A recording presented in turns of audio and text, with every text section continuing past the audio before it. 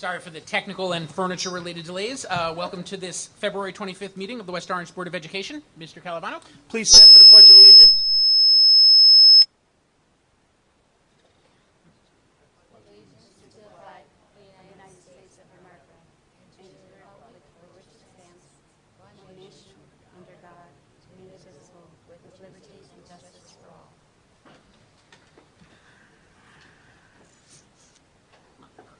Okay. All right. Can I have a motion for consideration of the closed and public meeting minutes of February 11th? So moved. Can I have a Second. All right. Mr. Calavano, let's vote. Mrs. Berklinger, Yes. Mr. Robertson, Yes. Mrs. Trigg-Scales, Yes. Vice President Mordecai, Yes. President Alper. Yes. Okay. Next up, our student liaison report.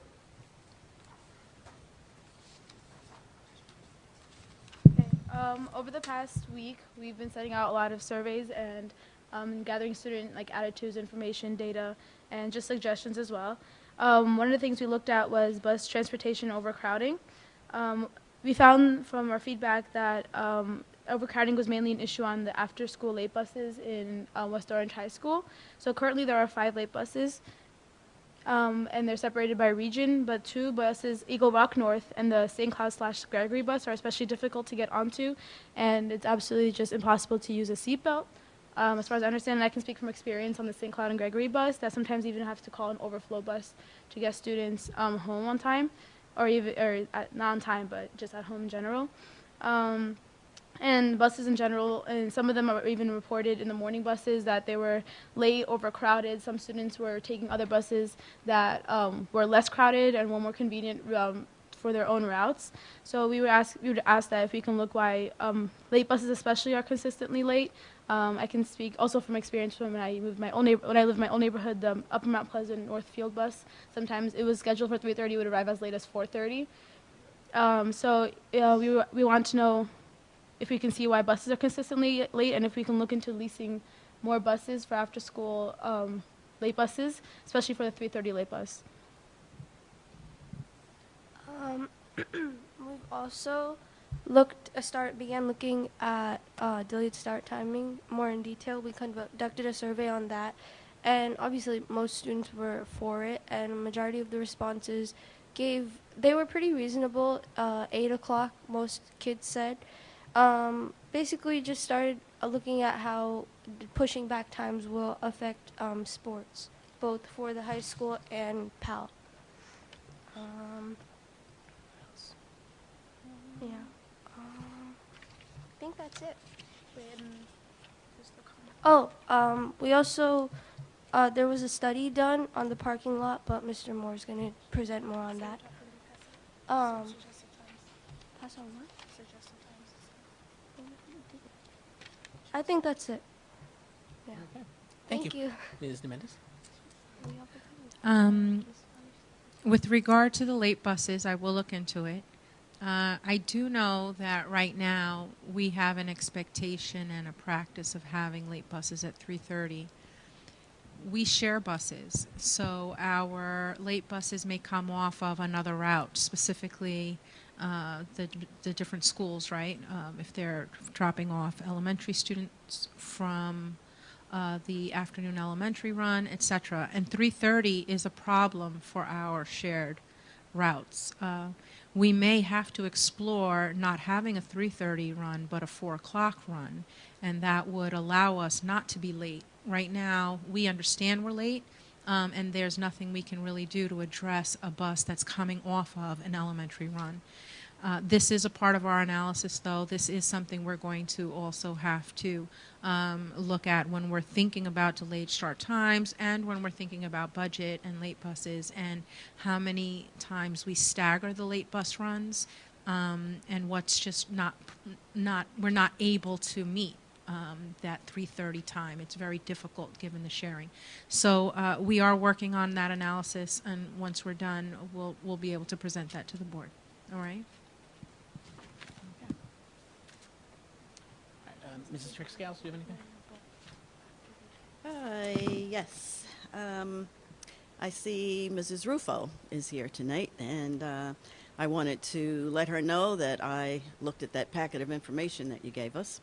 Very comprehensive, and especially want to thank you for including the information for SOMA, South Orange Maplewood. That was very, very interesting.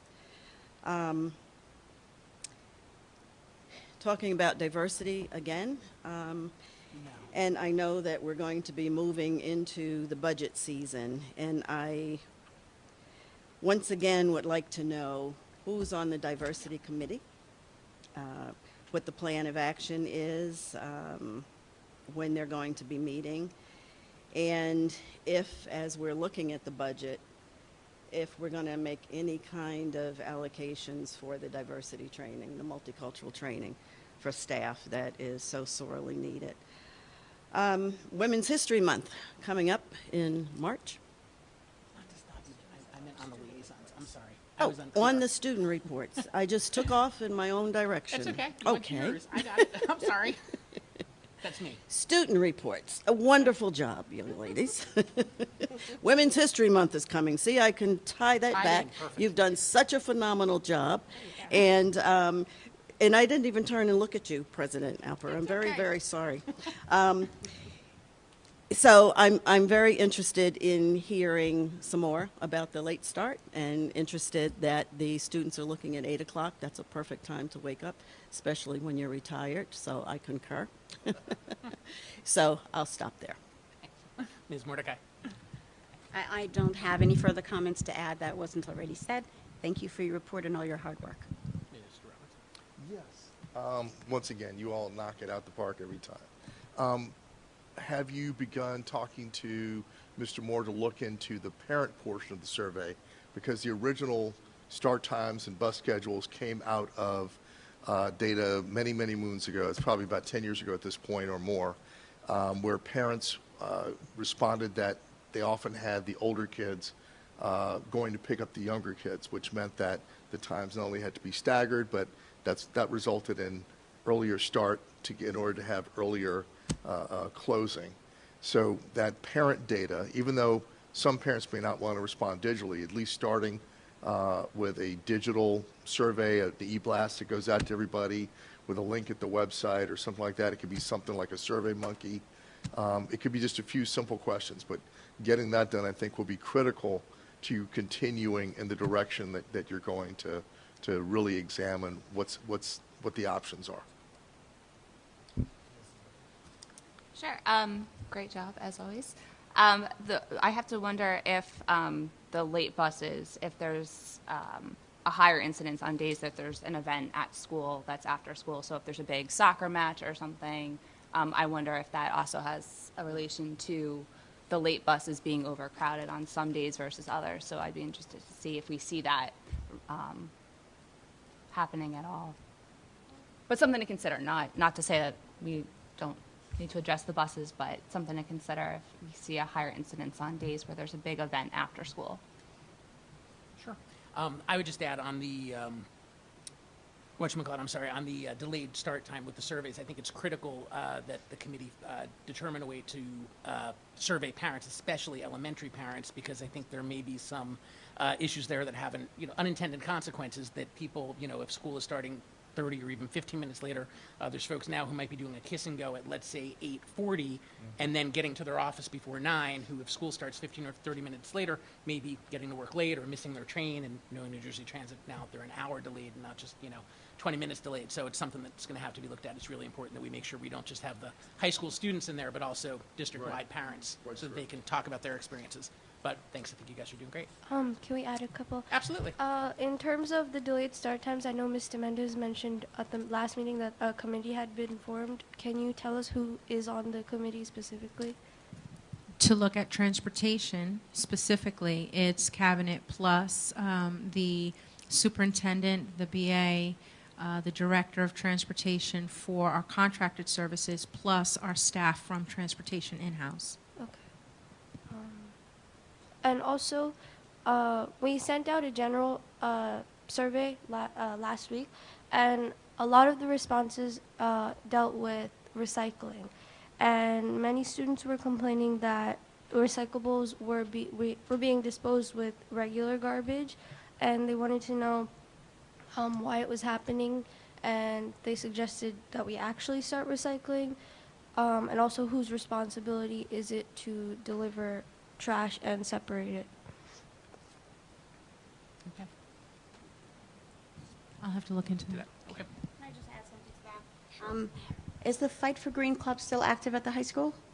Okay, I know they had looked at recycling a few years ago, and I believe the town said that there was single stream recycling. So even though the DPW brought the recycling bins up here, they were still combining it at the end.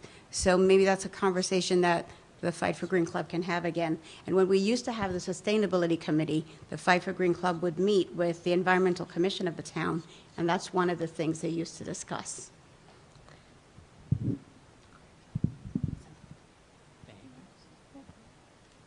Okay. Next up, Superintendent Report. Great, thank you. As you know, the district has been concerned for some time about student and staff safety as it pertains to traffic concerns for morning drop-off at our high school. We believe it's a safety problem. Principal Hayden Moore is going to present to the public and to the board a proposal for addressing the high school traffic pattern. So I'm going to ask if we could go into the audience for that presentation. Okay, we're talking a little bit about traffic safety, and in this report, it's really a partnership with West Orange Police Department. I would like to give them credit because what has happened prior to the report is I met with some of the traffic experts at West Orange PD and asked if they would do a traffic study. And through that study, they came up with recommendations, and through those recommendations, I've come up with a proposal. So that's what we're going to do tonight, and I will not bore you by reading word for word, but I am going to skim through because it'll help me with my presentation. So as we started with a little bit on January 15th. The police department conducted a traffic safety study. As you can see, they said the combination of school buses, teachers, vehicles, parents, vehicles, pedestrians entering West Orange campus created serious potential for accidents. I'll go on further. They did compliment our staff on the job they have been doing so far. There are two security guards that are on the platform of Conforti that try to help control some of the pedestrian traffic, but they are, and the key word there is overmatched. They're overmatched by the amount of vehicles, pedestrians entering the campus from all different directions.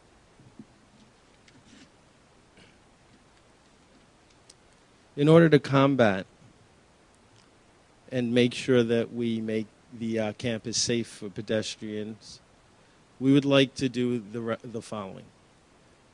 Close Conforti Avenue entrance to all parent vehicles.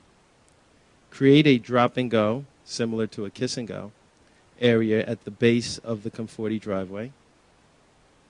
On Pleasant Valley Way, we would create a drop and go on the Pleasant Valley Way driveway entrance. And we would restrict vehicles from entering our main parking lot from all entrances. So right now, vehicles converge usually right by our Conforti or our cafeteria area because you can U-turn, and you can cut through. There are different reasons why people converge in that area, but that traffic causes a real hazard and risk for pedestrians, which are students and staff walking into the building. So if you take a look at the picture and you picture Conforti Entrance Avenue, that's, if you look down, that's the bottom of the, there. Can you, I'll take the, yeah, someone has one of those dots. Please use that dot. Thank you. The drop and go, yeah, I didn't even know we had this. This is good. It's on it, very good. So that's the base of Conforti, the actual street. The two figures represent the monitors that will be out there. And that is the entrance to the driveway of Conforti, where the clicker is located there. What would happen is that entrance would be monitored by a parking lot attendant.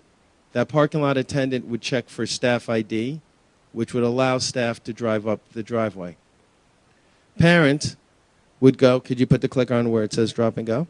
Parents would go across to the drop and go area where students will be let out. We would have another monitor keeping traffic moving. And students would walk up the walkway as they do, as they always do during gym, or they do when they're leaving the opposite way.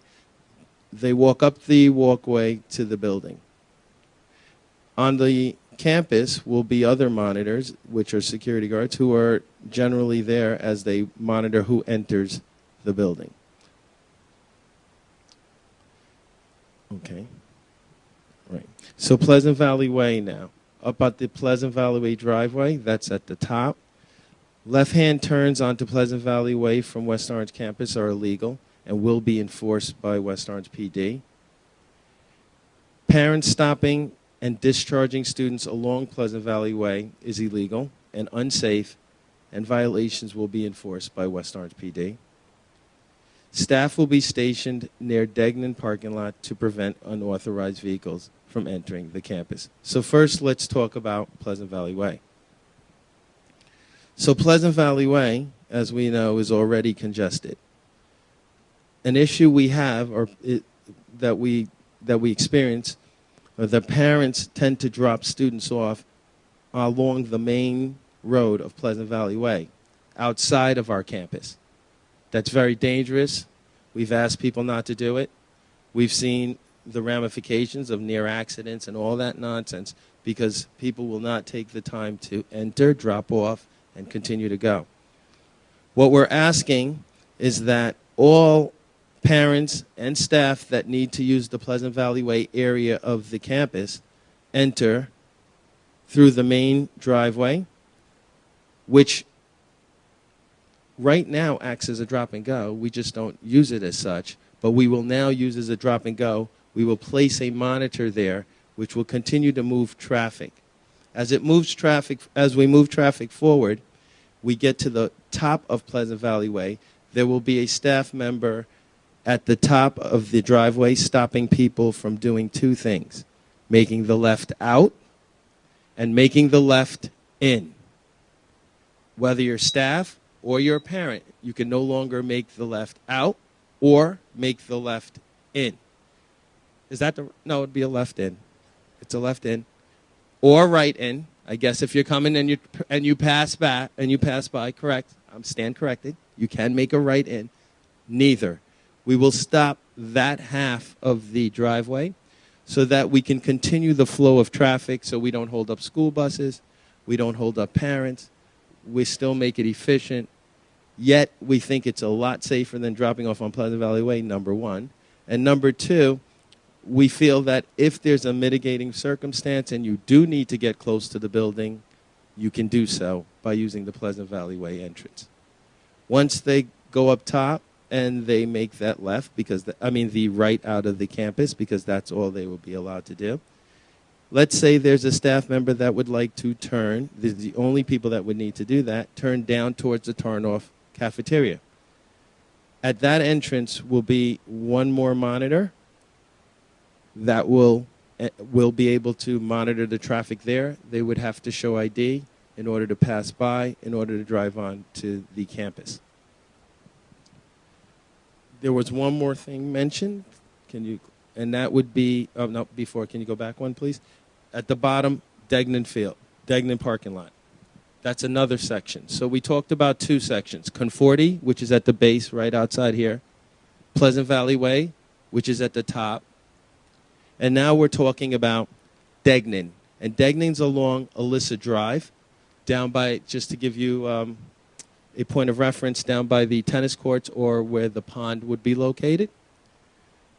Along Degnan, we will have a bus entrance. Buses will enter there, but we will have a monitor at the bottom. You see where the pointer is located. You see a symbol that symbolizes the bus monitor. There will be a bus monitor located there. We already have a parking arm already there, so we don't really need anything more than that besides a person there. And that person will also monitor the traffic onto campus, because you have staff that enters from that end, and you have buses that enter from that end. Okay. So a list of requirements in order to get this done. We'll need about 6 staff members located throughout the campus to monitor traffic. We have 2 plastic horses, so we really don't need 3, maybe 1 plastic horse to block off the main driveways so we can restrict access. We would like reflective vests, which are mandatory for staff for safety and traffic. We'd like that anyway because we can use it during events as well at night because we do have parking lot monitors. And we need an additional, we're looking at 4 walkie-talkies for staff members to stay in communication. Okay. So we will communicate we'll communicate this, and we'll communicate our information through the following resources.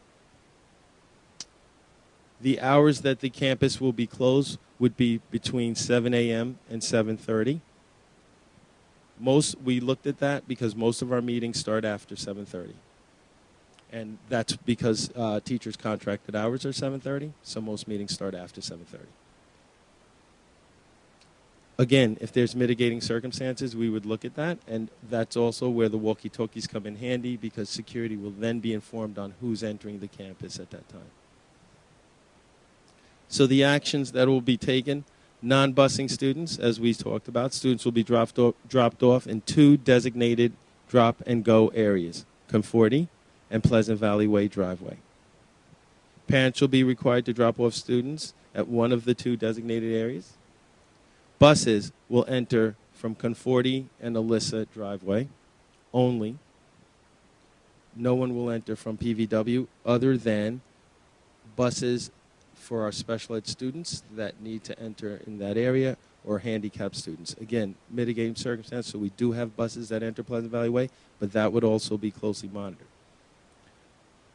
But it is not many. Staff will show school ID to gain entry to Conforti Avenue, Alyssa Drive, or Pleasant Valley Way.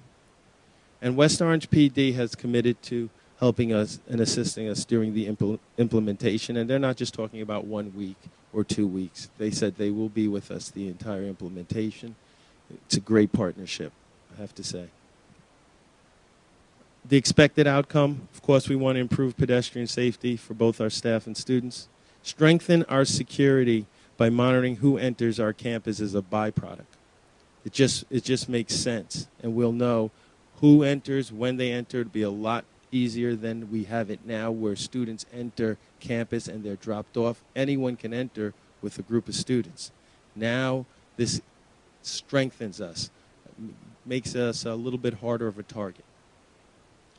Streamline student drop-off and traffic flow on campus, and we hope to do that through the monitors and the drop and go. So we'll work through some kinks with parents, and we want you to understand that as parents, we are not perfect. I'll be the first to say it. But we know there's mitigating circumstances, medical needs, sometimes oversized equipment, and I say that generally because if you have sports or an instrument and that is oversized, like if you have a flute, you might have to walk up the driveway. But if you have the tuba, I might have to understand that. That was supposed to be funny. No one laughed. But this is a tough crowd. But oversized equipment. And, of course, the occasional parent meeting. We do have parent meetings. Sometimes parents have to be at work at a certain time. We will come in because, you know, we do care about our families, and we will come in early if we have to, before hours. This is the overall view of the campus and what it would look like if you saw an aerial of where we would be located. And I guess at this time I will be opened up for any questions, and I thank you for listening. The board, you should have a packet that I provided you with sample and pictures of some events that have occurred, so you can take a look at it and see the severity. Thank you.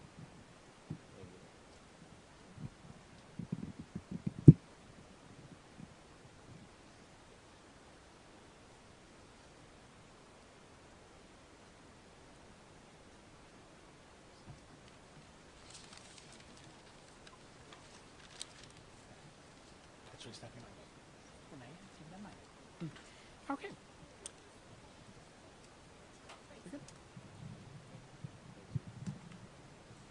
Mrs. Trigg-Scales, do you have any questions? Comments? On the presentation from Mr. Moore.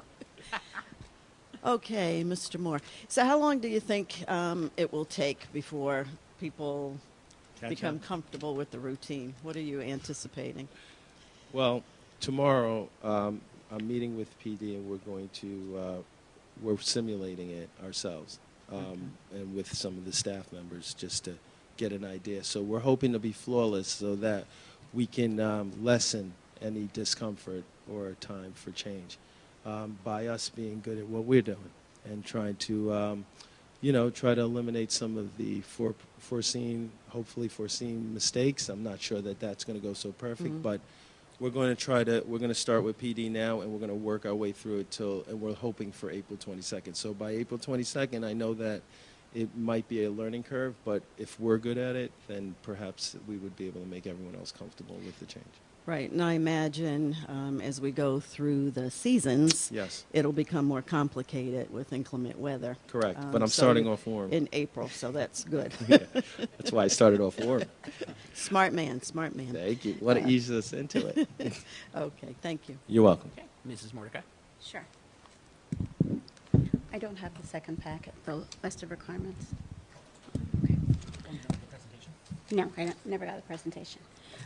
But I do have a couple questions. Okay. You may know that we put out an RFP for security audit, and we just approved a company. I'm just wondering what this will look like once we have those results in. And it seems to be flexible enough for you to change in conjunction with whatever those results are. Yeah. Is that the Stone Gate?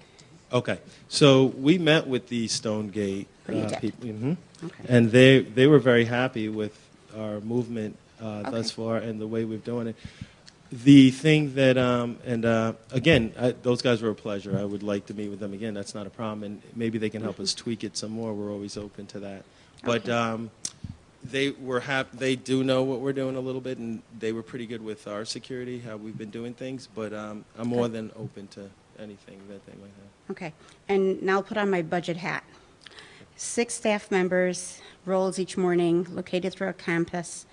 25 individuals participating at the compensated costs pursuant to the contract.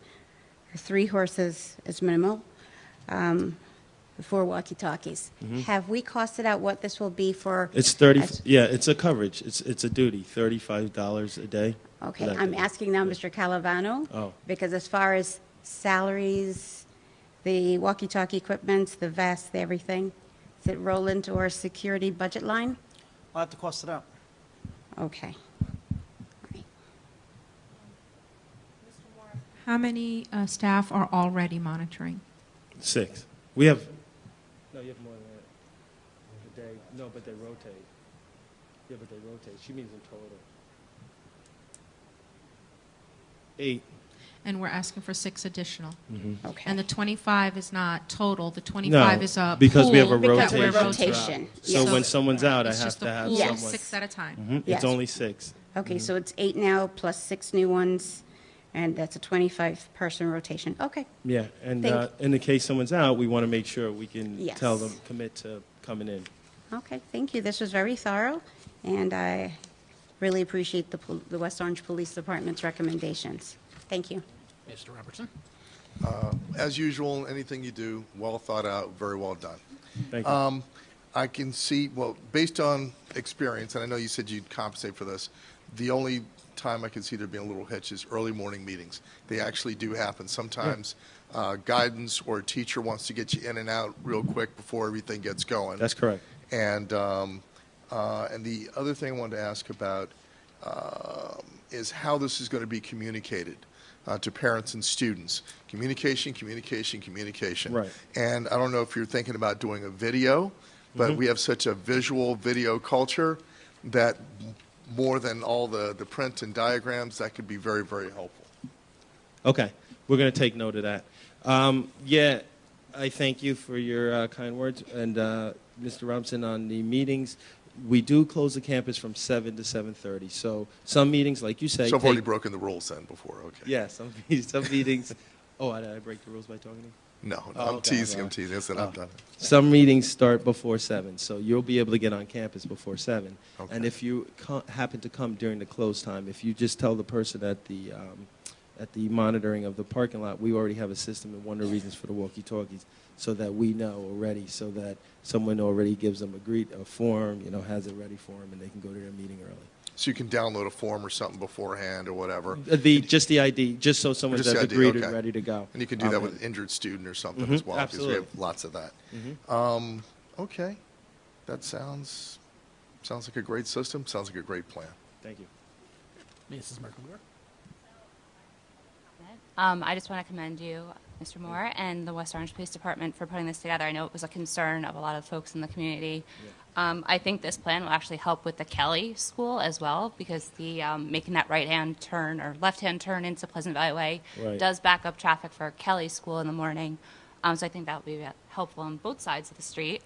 And I just wanted to say, do we think that there will be any, or I should say, I'm going to just ask the community to be patient as we implement this with any new change. There's obviously some kinks and things that need to be worked out, so I would just ask for everyone's patience as we put this into place. No, absolutely. And you know what, Ms. Merklinger, I will communicate that through my communication to the parents. I will definitely ask for patience through it, but I will also tell them that we're working thoroughly to make sure it's kind of smooth.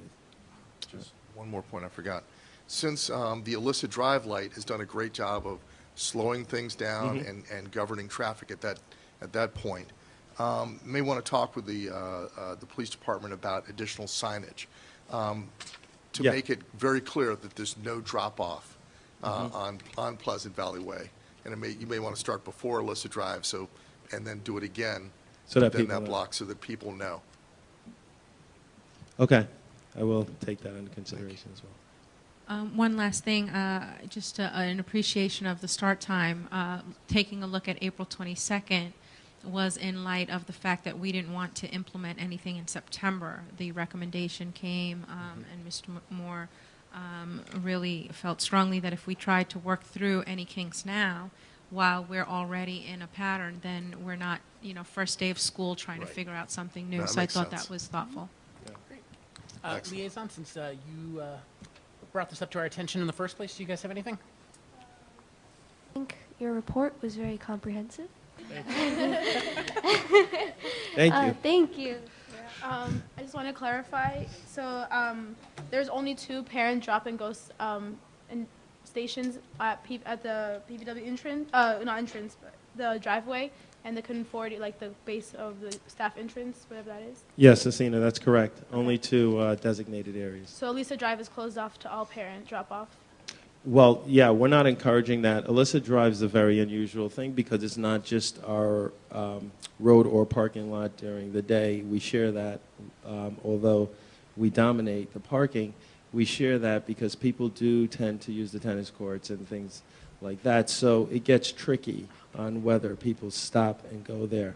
So it's not an issue right now with parent drop-offs because it's a hike to walk up that too as well, right? So it's not favorable.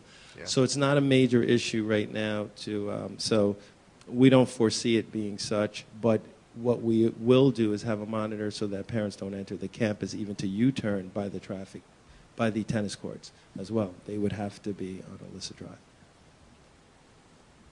Thank you. You're I welcome. think my one comment would actually be on U-turns. I was just wondering, police department should probably be on Conforti, where I suspect that people who are going towards sure. Eagle Rock will then want to U-turn, and vice versa, right? The people, they'll want to U-turn to drop their kids off, and people going the other direction might want to U-turn to go back to Eagle Rock instead of going all the way through and back. Is that Hooper, I think, to go back to PVW? Yep, Fitzgerald. Yep, you're absolutely right.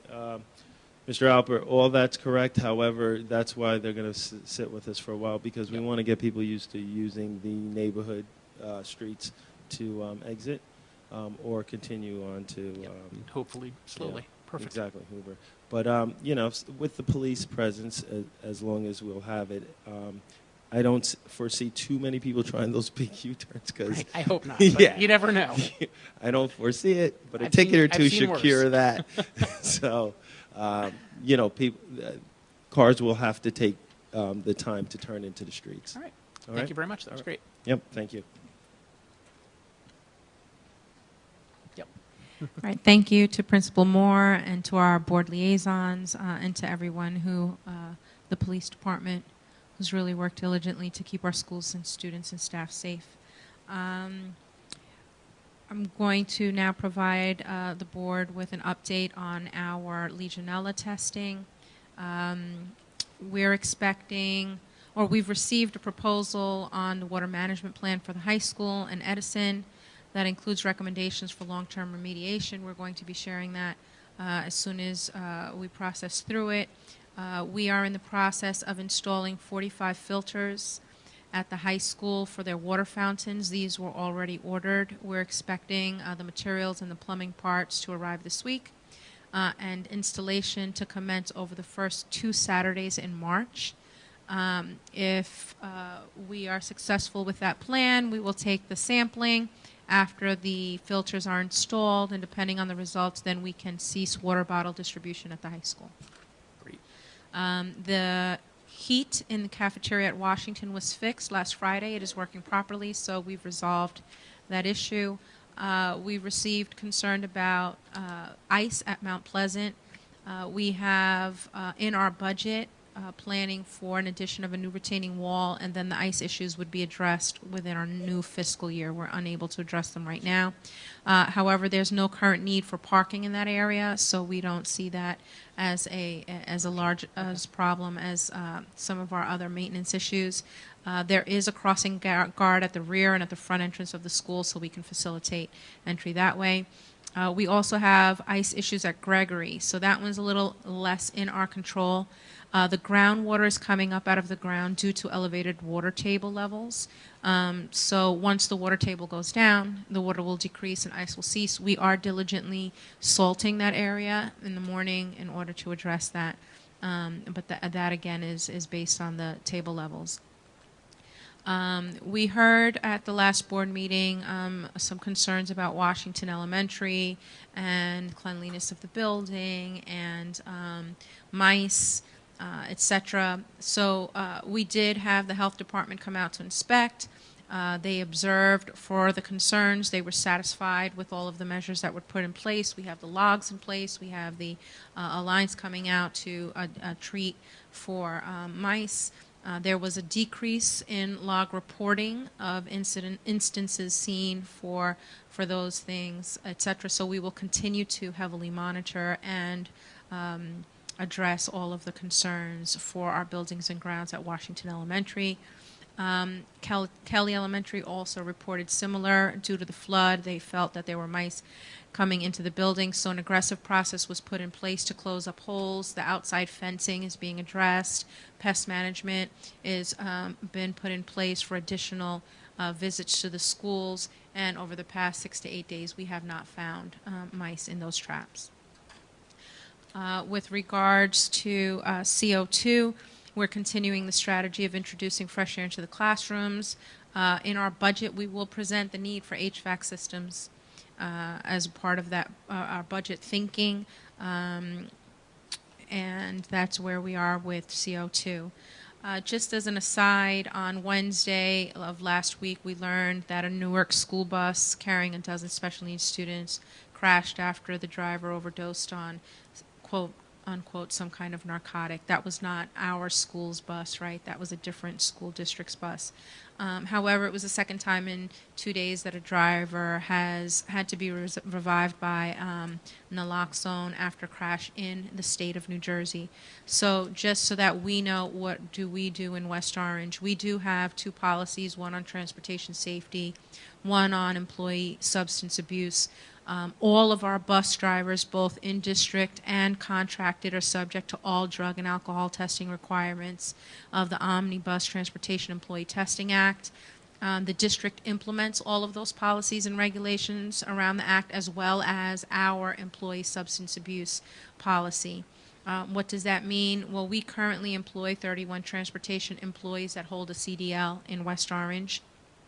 All of our CDL holders are sent for drug alcohol testing as part of pre-employment, but in addition to that, approximately 30% of our drivers are randomly tested on each instance, right? Now, we currently have testing twice per year. Effective immediately, we're increasing that to 3 times a year. Why not do it 4 times? Because our drivers aren't employed consistently over the summer, so we can't do it in that quarter. So the 3 times a year when our bus drivers are with us, we are randomly testing, and we're also effective immediately increasing the 30% for each random to 50% for each random.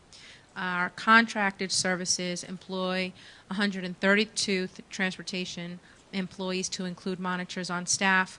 All CDL holders are also tested as a part of the pre-employment process. And for each instance of testing, for contracted, they're tested 4 times a year because they do work throughout the summer in that 4th quarter, and approximately 45% of their staff are tested on each instance, which means 10 to 12 drivers per quarter and 4 to 5 monitors per quarter 4 times a year. And so that's just our update on what we do in our district for bus drivers. Lastly, there was a concern about some of our drains and what were coming out of our drains in a team room that were posted this weekend after we had close to 1,000 visitors for our wrestling tournaments.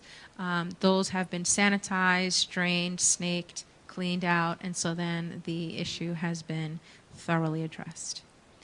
On a positive note, I had the pleasure, along with Ms. Triggs Scales, to go to the youth step competition in February on the 16th, and our boys' absolute step team, I mean, really by a landslide, they crushed it. They did, and they took first place, and our girls, Nu Theta Omega, took second place. It was a really nice pleasure to watch. My husband and I came out, and we were there cheering on.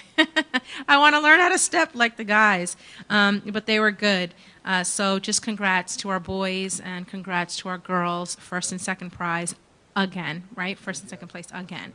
I think this is the 3rd year in a row for our boys. And again with Ms. Mordecai and Mr. Robertson, I got to catch the tail end of the girls' basketball competition, Essex County tournament. Our girls rocked. They won against Immaculate Montclair, so that was great to see them in their victory. And this is the first time, right? So congrats to the girls. Yeah. And they're playing tonight, and if they win, then Wednesday, and then, right? What? Yay! Good, so that's the state tournament. This is the most talented team this year by far, and I think everyone's really taken it to the next level. Maya's been consistently phenomenal, and now you got young talent coming up with Kylie, who scored, Kylie Capstraw, scored 18 in that game, also grabbed lots of rebounds, had some assists. And between those two, it was insane. And then Mackenzie Dover had the clutch free throws at the end, and she's great ball handling skills. But everybody came through, and the defense had them on lockdown. They really controlled the pace and the movement outside of a couple of errant cross-court passes and maybe throw a few more picks. Outside of that, it was beautiful. It was a nice win. So congrats to our girls. Congrats to Coach Canese and all of the work that she and her assist are doing. Yeah. HIB report?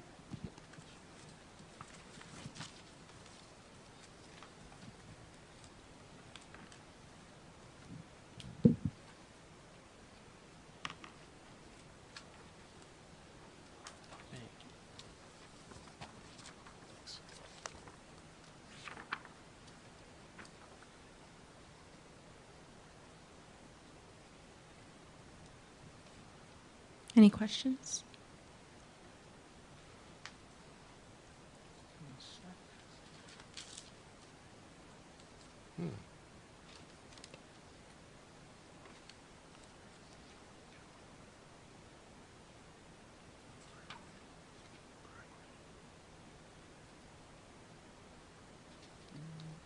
None for me. All right. And that concludes the superintendent report. Okay, thank you. Next up, just a quick housekeeping item. Those of you who come regularly and look at the agenda a lot may notice, but you might not, that near the end we've swapped the public comment section and the board member report section. So you'll get to talk before we do, which it's just part of our efforts to help everyone get out of here earlier, at least you guys. Board members may respond to both agenda item comments and public comments in their board member reports, but no longer in those sections of the meeting as well. Again, hopefully that'll keep things moving. As an optional note, if you're getting up to speak, we're starting something new tonight. There's a clipboard located on that little table attached to that shelf right there. If you think your comment would require some additional feedback from the administration, if you need an additional response, or after you speak, if you realize you need some more, just go ahead and put down your topic and your contact information, and Ms. DeMendez will be able to get back to you more easily that way.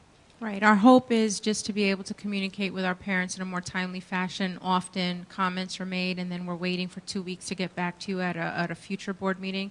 This way, if you leave your name and your contact information, if there's something that you did need of us, or if we could communicate with you, then we can know how to contact you and call you before waiting the 2 weeks to the next board meeting. Yep.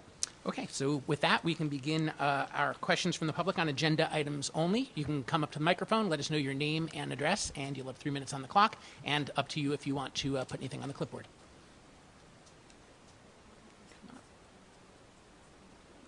Any reports? Oh, yes, absolutely, discussion. Hi, good evening. Thanks for your work. My name is Lawrence Whitvilas. I reside here in West Orange on Prospect Avenue. And I'm a founder and acting member of Our Green West Orange here in town. We advocate for public safety, clean environment, and affordability here in our expensive West Orange. I came because of the traffic study that Mr. Moore had presented. I had an opportunity to speak with him after he presented, and I wanted to make sure that he heard that I wanted to thank him and my appreciation. I commute daily, drop my daughter off here at the high school each morning through that little kiss and go lane on PVW, and then I carry on, take a right and take a left and head up Eagle Rock towards the school district that I work at in Livingston.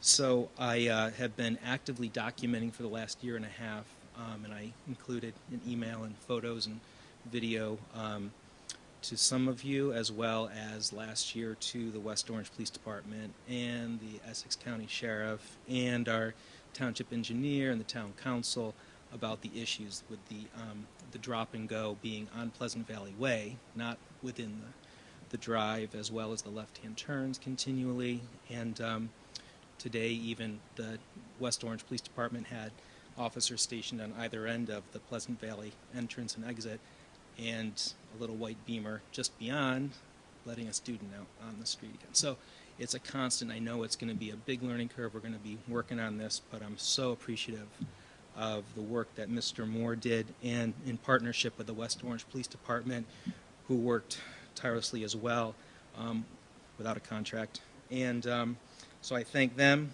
I thank Mr. Moore. I thank you for the support you're going to provide to make this all happen with regards to vests, walkie-talkies, horses, manpower, hourly, everything that goes like that. I had some questions, and Mr. Moore cleared those up for me. So thanks. Thank you very much. These are incredible changes, and I know that we can't put a price on the safety of our kids. I have a second daughter who will be beginning here next year. So I wanted the township to know that they've got me for another 4 years to monitor and nag them if things aren't happening. I spoke with Jerry Guarino also, and Len Lepore, who's a township engineer, and this is much better than having to reconfigure the island and change the angling. So doing the staff parking lot is phenomenal. What a great idea. Just keeping it down to just staff during those hours. So important, because the kids come first and the staff as well. So thank you in advance, and thank you. Have a great evening. Thank you. Anyone else for agenda comment? Yes. Hi, I'm Sarah Dury, 47 Oak Ridge Road. I don't know if this is an agenda item, but I just wanted to say that in addition to being excellent basketball players, the girls do the basketball clinic for young K through 2, and they are wonderful young women. They really are. I mean, the coach is excellent too, but the girls are so enthusiastic, and they're awesome with the little ones. They set such a good example, and my daughter loves them. So I just wanted, pass that along to them. They are such wonderful young women. They really are. So. Thank you. Anyone else on agenda items? Okay, seeing no, we'll close that. Ms. Mendez.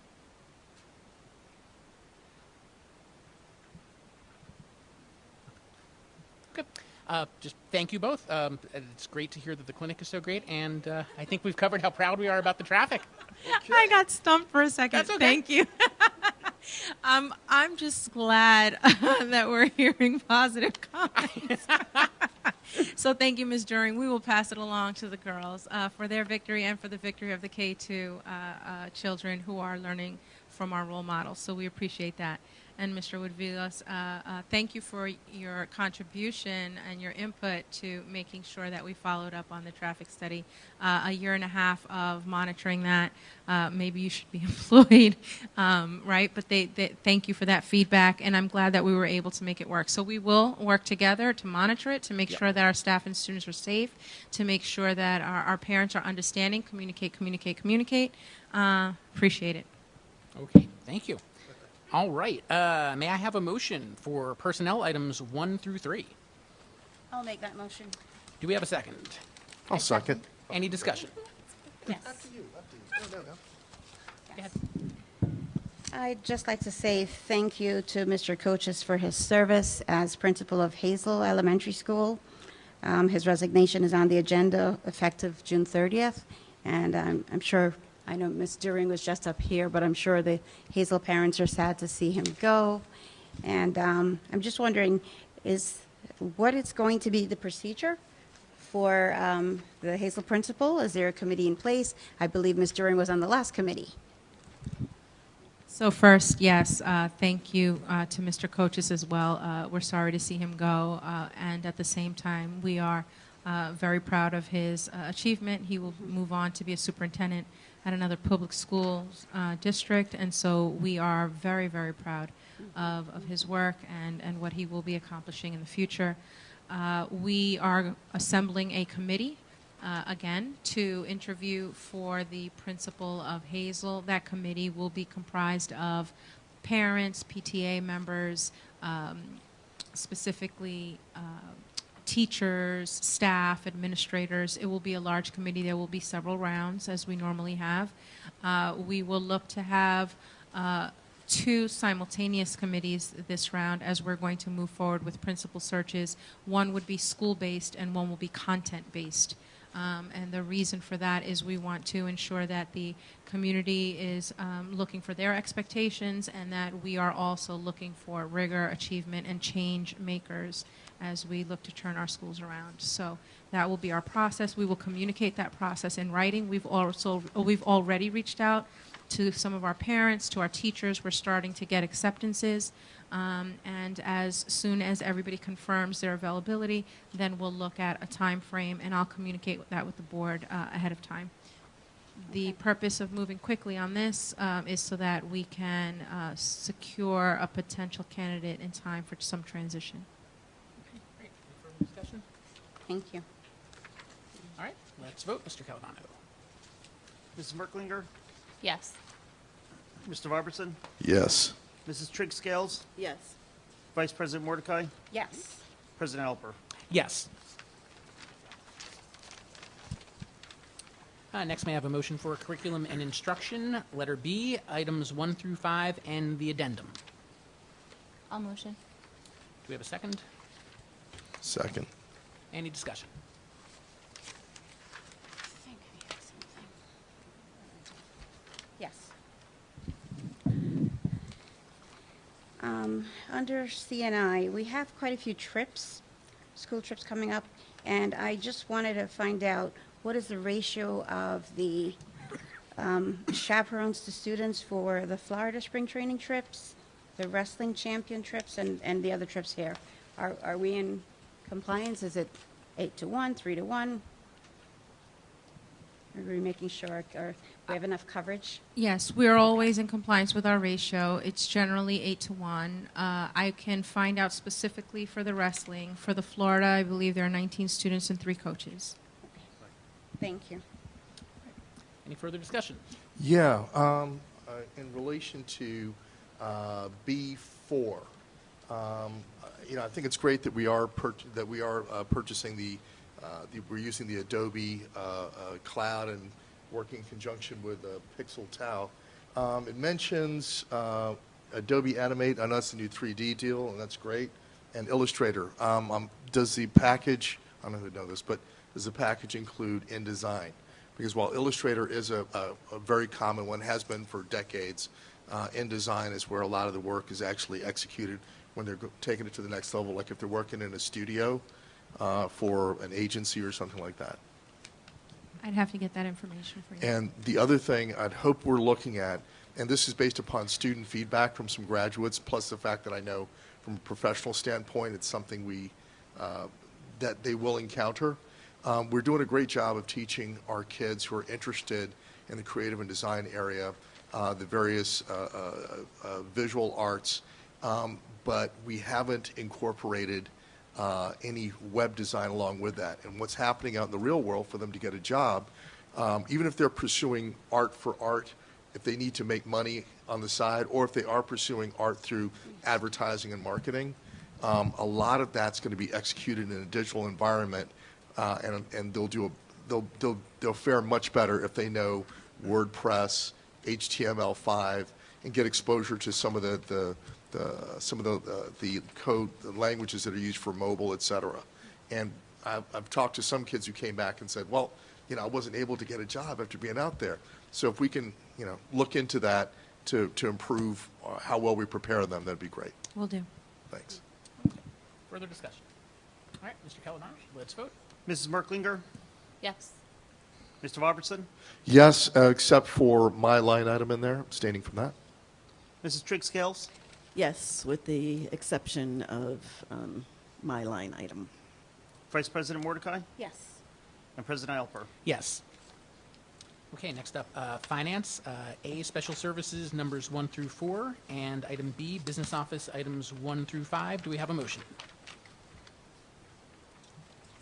I'll make that motion. Do we have a second? I'll second. Any discussion? Ken, if you could just maybe explain unbudgeted again. Sure. Suppose? So, Yeah, very good. are we looking at unbudgeted on the out-of-district placements? Yes, or- I'm sorry. Yes. Sure. So on out-of-district placements, unbudgeted items are generally ones where it was unanticipated, but a need arose during the school year for a placement that comes up that couldn't have been foreseen ahead of time. Or new enrollment. Or new Or new enrollment. Thank you. Right. Yes, sorry. And you may just want, I don't know if you or John wants to comment on the pass-through costs for private schools and that sort of thing.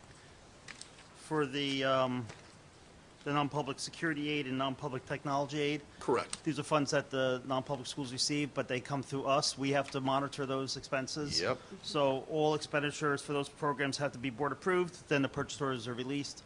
Any monies that are not used during the school year has to be returned to the state. We don't get that option to use those funds. Right. Thank you. Okay. One more. Sure. Mr. Calvani, can you please explain the online auction and the audit for the public? I love that thing. It's So we had an auction on Friday at 11 a.m. for electricity. And basically, as a company, you would sign up for the auction. That's cool. Opened at 11 o'clock. It's for 5 minutes. And the companies put their bid in, the lowest bid. So you'll see a bid come in for the first 5 minutes. When it gets down to 2 minutes, anything that changes under 2 minutes, it restarts the clock. So somebody can't put in a lower bid at the last second. So we had 17 companies interested in the auction. 14 actually participated.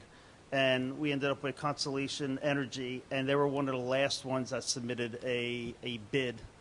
And then what happened is once they submitted, then the clock started at 2 minutes again, restarted at 2. Then another company put in a lower bid, then it went back to 2, and Constellation was the final one for 24 months. So it's a nice way of, so it's not a sealed bid, it's open. We try to get the best bid by doing it this way. And by us going this route, compared to our PSE&G rates, we're actually going to save, we would be saving about $48,000 over a 24-month period by not going to PSE&G. It's fantastic. Is there anything else that reverse energy auctions exist for other than energy, like paper or anything else like that? Because it's such a cool No, concept. not that I'm right? aware of. Works. Just we commodity. utilize the gas, natural gas, and We did one electricity. Yeah, last natural year as gas and electricity, yeah. We did one last year. We did last year, yeah. Last October. Yep. So we're still on that one. Okay. Any other comments? Discussion? All right, Mr. Calavano? Mrs. Merklinger, Yes. Mr. Robertson, Yes. Mrs. Trigg Scales, Yes. Vice President Mordecai, Yes. President Halper. Yes. And belatedly, I just want to thank the Teacher Research Group for their generous donation. Okay, may I have a motion for item D, reports? So moved. Second. All right. Mr. Calavano? Any discussion? Mrs. Merklinger, Yes. Mr. Robertson, Yes. Mrs. Trigg Scales, Yes. Vice President Mordecai, Yes. President Halper. Yes. Okay, now time for public comment, petitions and hearings of the citizens. If you'd like to address any topic at all, please come up to the microphone. Again, you can put your name and topic on the clipboard if you'd like to, and you'll have 3 minutes to discuss anything you'd like. Just let us know your name and address.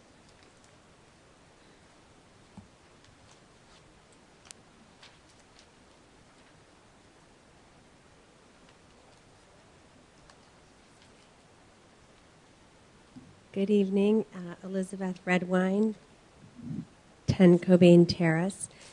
I am here advocating for something that I know Ms. Trigg Scales spoke about in her campaign. I know I've heard Mr. Robertson speak about it. Maybe other people have spoken about it and I just haven't heard. But I do think we need, every school district in my opinion, in the entire country needs some diversity and inclusion training, some anti-bias training, some cultural competency training. And from the teachers that I've talked to kind of privately, I feel like whatever small bit we've had so far in the district has not been sufficient.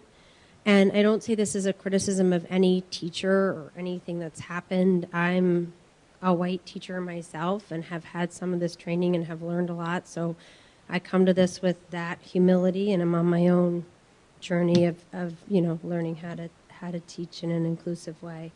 Ideally, I think it would be great if we had, and I have all these notes because when I said I was going to speak about this, my phone blew up with people with a lot more experience than I have, so I'm going to share some of their ideas.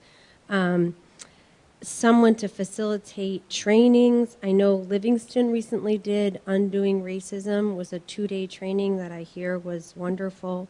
If we could have, and I know this is a funding issue, but it seems really important, funding for a specific diversity inclusion specialist to look at issues that come up, kind of trying to figure out what our specific needs are, almost doing like an assessment, not in like we're going to grade our teachers and our administrators, but just kind of like what issues may have come up that haven't come to the fore that teachers would be willing to talk about privately, the way they have kind of with parents sometimes. And, if we could have, there's also a group of educators in town who I know have been discussing this and meeting about this, who've reached out to me. So I would just be interested to hear what the board thinks, what kind of funding we could put towards this. It seems like an incredibly important thing to focus on right now in our country. So I'm just hoping that the board will consider this. Thanks so much. Thank you.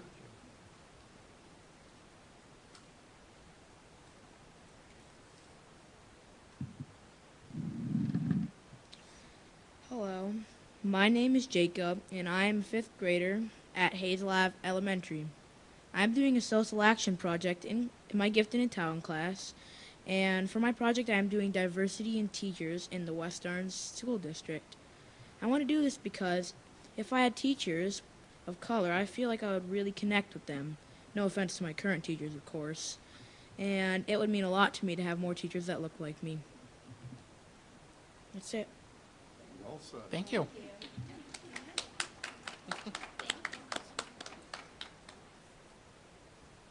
That's my son. Yeah. They did a very cool social action project with the Gifted and Talented program. Sure. And I wanted to give support to what Elizabeth was saying as well. I think it would be wonderful if we had like a diversity and inclusion training. I did the Undoing Racism training, and it was wonderful. But it's a real commitment. It's 2 days long. I think they did it in Livingston School District. But I think it's an excellent idea to maybe like do some sort of surveys or consulting to find out where we're at, what we need, because, you know, we're a different district than Livingston, so we might need different sorts of programs. But I think it would be wonderful to see, and I think it would show, you know, it would show our children that this is something that we're dedicated to in our district, which I know that we are, and I know that our teachers are, but we could all use that sort of training. I know that I loved it. So, okay. Thank you. Thank you. Thank you, Jacob. Nicole Rufo for Overlook Avenue. I first wanted to I'm not calling, here, and thank all the board members just for your really positive responses to the Allergy Awareness Committee and information that I brought last board meeting. And it obviously, you know, I really appreciated Terry's comment just about, like, why can't we be a district that models this for the state? Why can't we be the district that people say, oh, we want to be like West Orange with our allergy awareness? And then I loved Mark just mentioning, wow, you must have spent a lot of time on this. And I did, and it's because I have 3 kids who matter very much to me, who, I mean, just today I got an alert on my phone that there's a red sauce. It's like a Victoria red sauce. You've seen these in the stores. It has an unknown allergen of cashews in a red sauce. I mean, this is the kind of thing that for an allergy parent, you know, you don't expect a red sauce to have cashews in them. Right. So, and then also May is Allergy Awareness Month. There's actually a week in there. I think it's going to be the 12th or the 18th or something this year, but I would love for our schools to recognize that. I don't know if we have before. I don't think I've seen anything, but there's actually wonderful curriculum that I could share with you, that you could share with, it's K through high school, and there's guides for the teachers on ways that you can share information with the classrooms. I know I'm speaking at the Gregory's PTA meeting in May, just a quick little informational session, 5 minutes, about ways to help keep our kids safe in school. So that's something that could be done many places. And then just echoing the conversations before on the diversity training and conversations on race. I know I spoke about that also last board meeting. And my friend who I had mentioned, she's in Newton, Massachusetts, and they're doing this, the actual program is called Courageous Conversations About Race.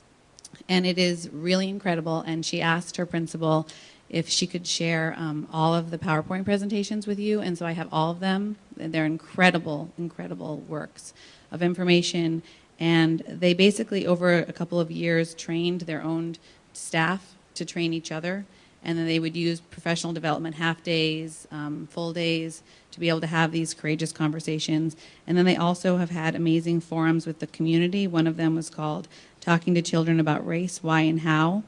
And they were great conversations for the community. Again, there's so much information from this district, and I'd be happy to share it with email all of you the links and the PowerPoint presentations. But they really have done a lot of work, and they're having these really important conversations that we also need to have. So thank you. Thank you.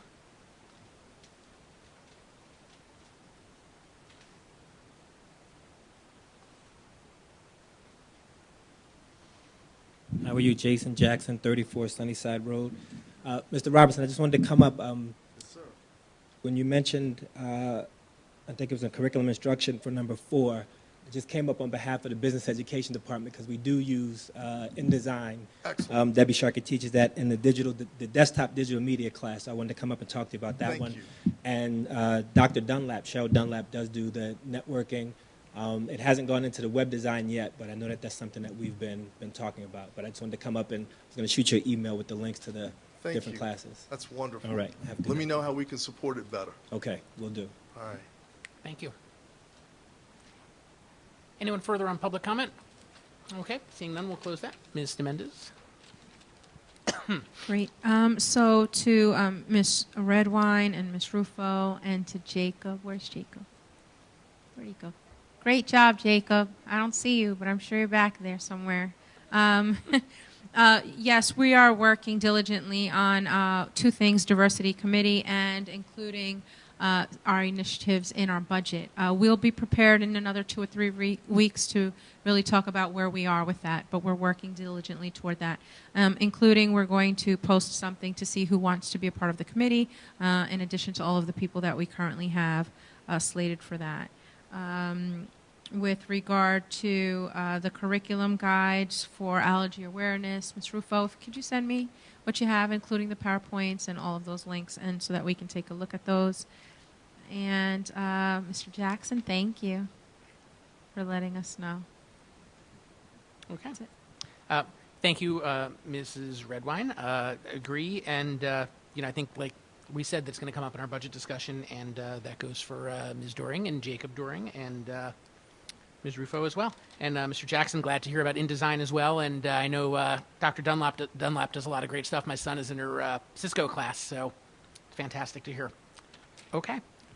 Next up, report from board members, and we'll start with Mrs. Trigg-Scout. You sure? Now Yep. it's my turn. I apologize again for jumping the gun, but I was talking about diversity. And so I'm just delighted that all of the folks who spoke tonight, I'm very impassioned about that. And I'm also wanting to make sure that the district is making a commitment to recruit a diverse staff and to take steps to retain a diverse staff. I have talked about that many times. And our recruitment efforts have to be courageous and they have to be rigorous. We can't always expect to sit and wait for people to come to us. We have to go and look for staff. We did the diversity fair. I don't know if we're planning on doing anything. I guess not, because we would be doing it now. This is the time of year where people are making moves and where college students are beginning to look for jobs. I had also mentioned a relationship with Caldwell University and trying to get an appointment with Assemblywoman Mila Jacey. She's very busy and she's heading out for vacation now. And so I do intend on setting up an appointment for Mr. Alper and myself as soon as she returns. And I also had occasion to speak to Assemblyman Giblin. He represents Montclair.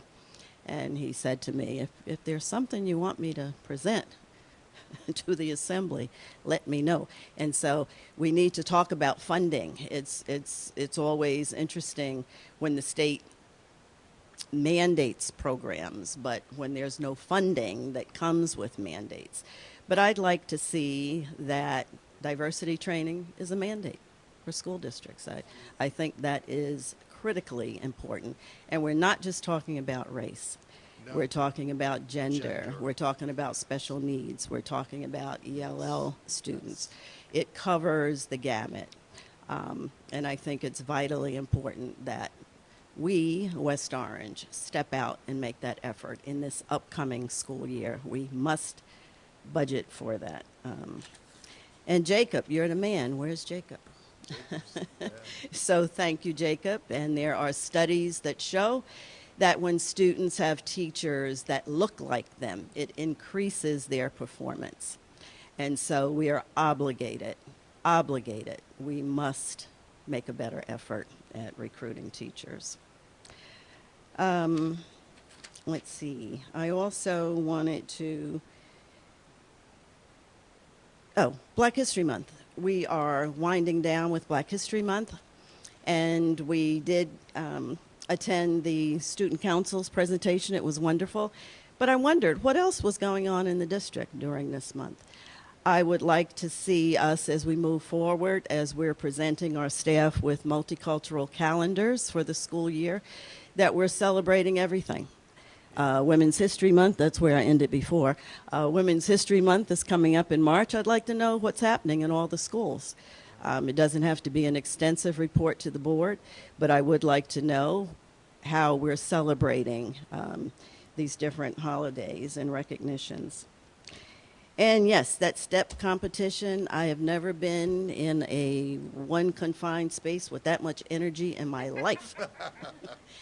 And a secret is, back when I was in 7th grade, I was in the Arabian Foot Stompers. Okay. But it was nothing like that. That was incredible. That competition was truly incredible. And I had the occasion to attend the faculty concert at Liberty last week, and that was outstanding. Outstanding. Our staff is so very talented. And we had a little sneak peek of the spring musical, Mamma Mia. And so I hope everyone puts that on their calendar. It'll be a special treat. It's like off-Broadway here in West Orange. And I think that's it. Thank you. Sure. I'd like to echo my thanks to Jacob as well. Well done, young man. Looking forward to good things from you. And eventually, at some point, you'll be one of our student liaisons out here at the high school, right? On the board. That's right. Okay, a couple of things. I hate to say that we used to do that, but I'm concerned that there's a lot of things we do in the district that's not sustained over time. We used to have diversity training, comprehensive diversity training, anti-bias training, all of it. And as most people know, when you change over administration, something's changed. I had shared an email actually with Ms. Mendez and board president a few weeks ago of the woman who used to do her training, who has trainings coming up. And she used to be a West Orange resident. And the last time she had trainings, the last 2 or 3 years, I believe some of the faculty went to Montclair State to participate in those trainings. But as I said, it's not sustained over time, and that's difficult. I agree with Ms. Triggs-Gales. We should be committed to doing that, both here in the district and as a township. I know in West Orange Township, when I was on the West Orange Human Relations Commission, we had the conversations on race, and I see Ms. Cummings in the audience. She was a member of that as well. We've done living with diversity, courageous conversations, all of it. It's just not sustained over time. So I hope that changes, because it's something that we should always do. Given our diversity in town, speaking 53 languages and all that, we should know all about each other and practice tolerance as often as we can. And the more we know about each other is the better we get along. And that's all I have. Thank you. Thank you. Mr. Robertson. I will echo what my colleagues have said, but go a little bit further in a way. Part of what I've done professionally over the years is diversity. So whether it was diversity recruitment for Ford, for Pepsi, for Ford literally was trying to get more diverse Ford dealers into the mix, and for Pepsi staffing. I don't know if it'd be something too outrageous for us, but they would actually advertise for diverse talent in areas where they knew they could reach their market. So maybe for us it's Black and Hispanic student unions at the colleges where we're getting most of our teachers. Maybe we do an event in the colleges and not just have them come back here, where we do a coffee or a tea or something. Anytime you feed students, they'll be there. They'll show up, right? And so we could go into these environments. And from a training standpoint, the word practice is what's key. We often boast about our diversity in West Orange. Yeah, we have a diverse population, but do we have a diversity practice in our district? And that's what we really need, is the diversity practice. It starts with the philosophy and then the actual practice. And the diversity training for education, we've heard a lot of great examples tonight, but for education it is much more specific and much more tailored to our environment than a lot of diversity trainings. I would suggest we also look at FDUs actually doing it for other universities as well. Yeah, and so we have the resources here, and actually I can have Donna look into it and hook us up as well, but we have the resources to do it. And it goes back to something else that Ms. Triggs-Gales was saying, talking about commitment and mandate. It doesn't become a practice unless you actually commit to it. It has to become, cultural competence has to become part of our culture. And that means it in part of our institution. And once again, this is this isn't negative against any teachers. I've heard teachers of every race, and to talk about the need for us to better understand ourselves, better communicate, be sensitive to cultural nuances, be sensitive to cultural needs that our students may have. And it goes to, it isn't just race and ethnicity, it's economics, it's gender, it's lifestyle, it's psychographics. There are a number of elements, and how we can talk about these things, how we can leverage it to teach even better. And it's not, and we all have stories of where there have been incidents here or there where a teacher's done something. It's very rare, thank goodness, for our district. But, my son has experienced it as a Black male. Some of his friends as Black and Hispanic males have experienced instances in our schools where there was some really uncomfortable and inappropriate things done. Once again, it's rare. It doesn't happen much. But when it happens, it can completely derail a child. I remember one little boy was crying and said, I'm going to show my teacher my report card to show her that I'm smart. And this, and so we do have instances where there's some things that happen that can really derail a kid. So this is something we have to take seriously. We have to be committed to it. We have to create a practice and not just, and that means committed to it budgetarily and make it, just like with the rest of our curricula and the rest of our PD, make it part of our annual review. How are we doing? How's it being implemented? How's it being inculcated? So it's become really part of our culture. And I'll stop preaching at that point. Ms. Mordecai also mentioned there were some things we did before. Ms. Trick-Scales, when you were talking about what are we doing for women's history, unfortunately it hasn't happened since 2014.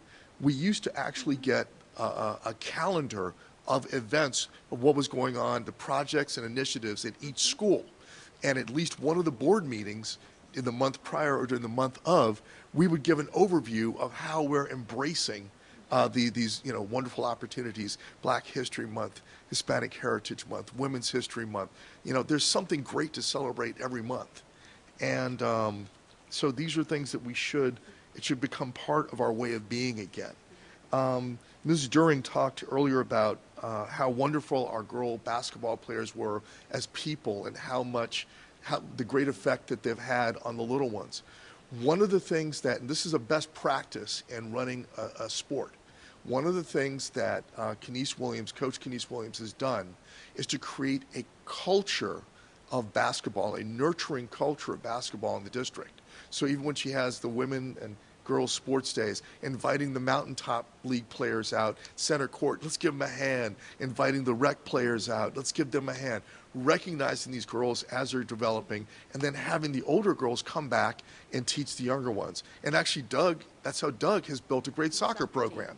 He's been doing that for years. Has his players come back and teach the younger kids, makes camp affordable, makes it accessible, does clinics throughout the year, and works in partnership with Mountaintop to deliver these things. And wrestling as well. Yes, absolutely. Wrestling as well. So it's creating this nurturing culture. And for the older kids, it does something really great. It's teaching them how to lead, how to nurture. It's bringing out the very best in them. It's helping them to become these leaders and teachers. That's key to nurturing their development. So that's something, we just need to think about that as we look at sports and how we can replicate that or make sure that becomes part of our way of doing things. Somebody else mentioned. Coach Zakella has a saying, family never graduates. And that's what I find with our athletic teams. That's beautiful. All That's a wonderful the students saying. who are alumni, they come back and they help. My son volunteers for the wrestling team, and he graduated in 2007. They all come back for every team. So it's a great family, great culture. Absolutely. And Mr. Jackson, thank you for letting me know that we were doing this. And I mean it seriously. As we're going into budget time, let us know how we can better support you. If you have a way from a curriculum standpoint to build in WordPress and HTML5, or at least introductions to these things, or other things that you see, elements that we need that, as you're shaping and developing our students and doing a great job with it, that's an amazing department you have. Let us know. Make sure that, well, not let us directly, but make sure that that it becomes part of that budget presentation. Let us know. And as a board, you can talk, when you come to the mic, let us know how we can support you, because you're doing great work. It's a great department. That's it. Thank you. Okay. Mrs. Merklinger? Sure. So just to kind of echo what everyone else has been saying, in my company we do unconscious bias training. So I agree that diversity training is something that we can do across the board. And I think to Sandra's point, I would challenge us to hold the board and our faculty to sustaining committees that we put in place, programs we put in place, and following through on those, and ensuring that there's a transition from one, whether it's a superintendent to superintendent, board of ed to new board of ed, that we're continuing to ensure that programs we put in place and we're being held accountable to those. So I would challenge us to keep the things that are working, to keep going with those. Jacob, I'm going to offer you my husband if you would like to talk to him. He's a teacher in the Lyndhurst district, so he'd be happy to talk to you about what it's like to be a male teacher in his school district. Let's see.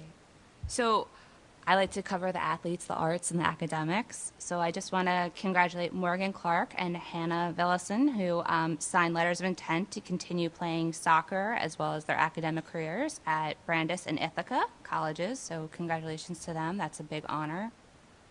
I want to recognize our wrestling district winners, James Benjamin, Colin Morgan, Adonis May, Damian Torres, Edgar Marino, Brian De Palma, and Nunzio Constado.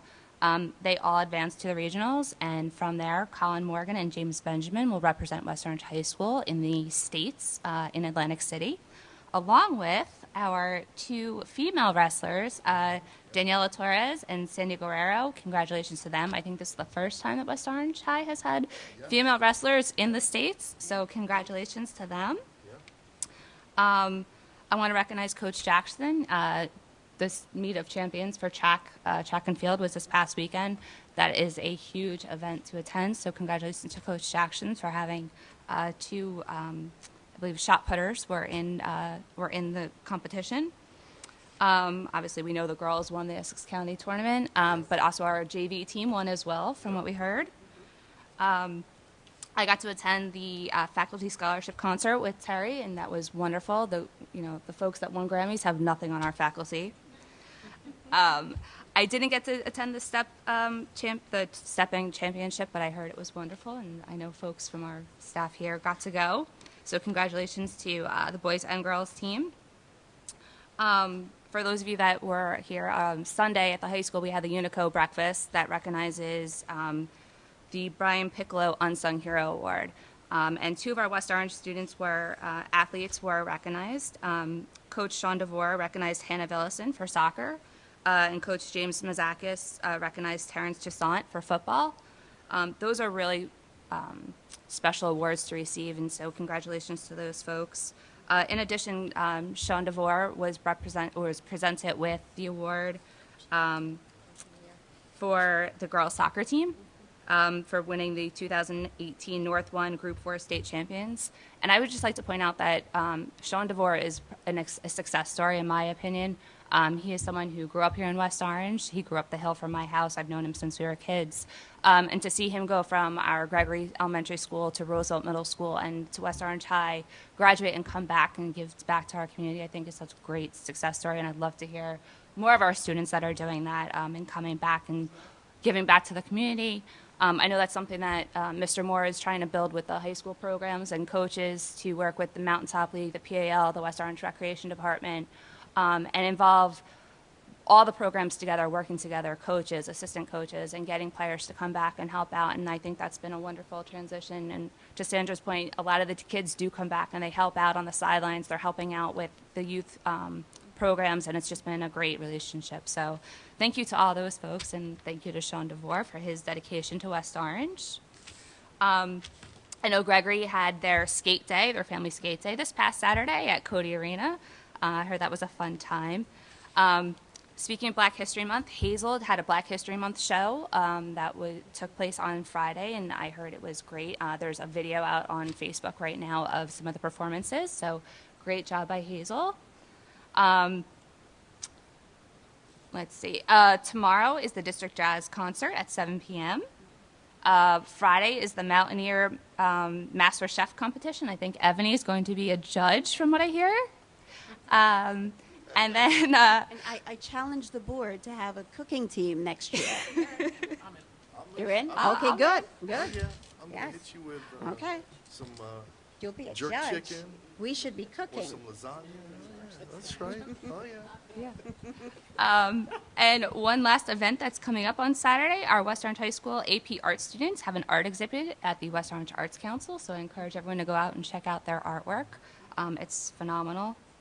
And just a side note, today I got to attend the New Jersey School Board Association. They hosted an online blog podcast with the NJSIAA on the role of sports in our schools. And I just thought it was really great to hear about the emphasis on safety, on following rules and regulations, ensuring coaches and not even just coaches and players know the rules, but that umpires and refs are also going through training and education on safety. And just some of the things that resonated with me are that sports are a catalyst for school pride and spirit. I think we can all agree on that. But sports also teach students core values, how to be diligent, persevere, teamwork, time management, and how to sacrifice for the common good of the team. And I just think that's something that we definitely focus on here at West Orange and creating that West Orange pride. So just something that if you want to check it out, it was online. You can listen to it and hear some of the questions that were asked that are really great about concussion training and things of that nature, which all of our coaches are up to speed on, so it's good to hear that. And that's it. When you go last, you... Okay. Oh, okay. I just wanted to add a little, commentary. So the diversity training and the bias training and all that, like that kind of, I think that really hit home for me especially. I know that most of my teachers have been wonderful and they've been aware, but I've had random instances. For example, like even something like asking a teacher for a recommendation letter, and at the end of the letter it says, you should be a good example for women of color or black women, which is almost like a backhanded compliment, things like that. Like, and it's very hard for students to approach teachers only because they're adults and positions of power, and it's hard to criticize an adult, especially a much older adult, and things like that can really hit deep. And so I'm glad that has been brought up, and I really hope that can be followed through as well. And I also agree with Jacob that it really does help to see teachers like you. I think in my 13 years of elementary school, since I moved to the United States, obviously, I've only ever had maybe 3 black teachers across all, I think, 4 school districts I've ever been in. And I think I've only ever had 1 African-American teacher in high school as well. And I think I do agree with the point that that really does make you feel more comfortable, more understood as well. Like you don't feel like you have to prove yourself to anyone. So I hope that you also look into that as well. Oh, and I forgot to mention this in the student report, but I just want to give a quick shout out to our school's Junior State of America Club, or a chapter that recently, over this weekend, we were at Washington, D.C., and we were modeling congressional committee hearings. We were proposing, debating, amending, voting on bills, and it was a really worthwhile experience. I think it was very, we saw students from all over the Mid-Atlantic and Texas as well, so it was a nice, I guess, a drop of what it's like, I guess, to see. We were very much in our own little bubble in West Orange, and like I'm very grateful for the environment we have here, but it was a great time to see people from other areas and regions, other opinions, other viewpoints, and it was frustrating, but it was also a very much worthwhile experience to see how we can compromise. And I think one of the biggest thing we took away from that as well was learning to work with others. And I want to give a shout out also to seniors Mike Petro, Salam Woldai, and Rebecca Denham-Miller, as well as Amber Dalmacy and Celeste Gordon. Both bills that they proposed were passed in both the House and Senate, so it's a very much, and all of them were first-time proposing bills, so I'm very proud of them, and yeah. Awesome. Great. Okay.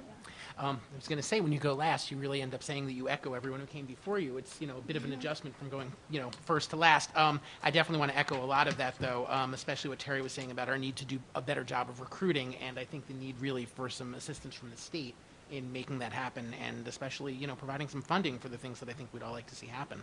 I know there were some grants last year that were only available to districts in some extremely limited circumstances that would have been nice if we could have done something with that. And also, a lot of what Cheryl was saying, I think one of the challenges of being part of a continuing body, I think is really the right phrase, is like a school board or an administration where the bodies involved change over time through elections or other turnover, is you lose things that work. You lose some things that don't work as well through attrition, but you lose good ideas that were working, and, we have to do better and find a good way of, creating processes to protect against that happening. And I also would echo that I think it would be great if we could, again, get a calendar of events regularly so that we know what's going on in every school, both not just for us as board members, but I think for the whole community, especially when some of that is stuff that they can take part of. Yep. So I think that's all I have. It was tough to miss the Hazel African Heritage Celebration last Friday, and I don't think I've ever missed it, but didn't know about it this year. Yeah. Oh, I had one last shout out. Michael McCullum. He achieved Eagle the rank Scout. of Eagle, went to his Eagle Court of Honor, and that's a huge Absolutely. accomplishment. Michael. And he led a team doing a lot of landscaping around the high school, and it was really, really rigorous work, and he had to lead it, organize it, the purchasing and all that stuff. And Michael, here's congratulations, great achievement. Yes, well done. Very much. Congratulations. Okay, our next board meeting will be held right here, 8 p.m., March 11th, 2019. And now we need a motion to return to executive session. I'll make a motion. Second? I'll second. All in favor? Aye. Aye. And so, just to be clear, we're going back into confidential for number 4 and number 7 of Yes. the original resolution. Right. And no action, right? And no action will be taken. No action will be taken. Sorry.